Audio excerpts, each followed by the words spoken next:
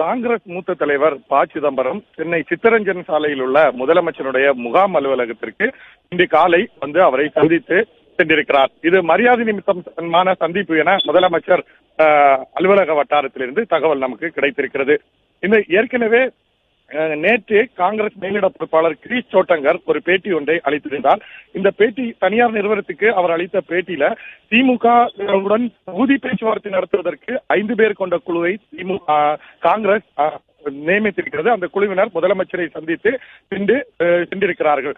ஏற்கனவே திமுகவுடனான கூட்டணியை காங்கிரஸ் உறுதி செய்து சென்ற நிலையில அடுத்த கட்டமாக தொகுதி பேச்சுவார்த்தை தொடர்பாக பேசுவார்கள் என்று எதிர்பார்க்கப்பட்டது. இந்த நிலையில் கடந்த டிசம்பர் மாதம் 15ஆம் தேதிக்குள்ளாக இந்த பேச்சுவார்த்தை முடியும் என்று எதிர்பார்க்கப்பட்ட நிலையில அது தொடர்ந்து நீடித்து வருவதாகவும் அவர் பேட்டியில் தெரிவித்திருந்தார். இந்த நிலையில்தான் இன்று காலை திடீரென்று ப. சிதம்பரம் நேரடியாக முதலமைச்சரை சந்தித்து பேசியிருக்கிறார். ஏற்கனவே திமுகவில் இன்னும் கூட்டணி பேச்சுவார்த்தை நடத்துவதற்கான குழு அமைக்கப்படாத நிலையில காங்கிரஸ் மூத்த தலைவர் ப. சிதம்பரம் முதலமைச்சர் சந்திப்பு அரசியல் வட்டாரத்துல மிக பரபரப்பாக பேசப்படக்கூடிய ஒரு நிலை உருவாகியிருக்கிறது.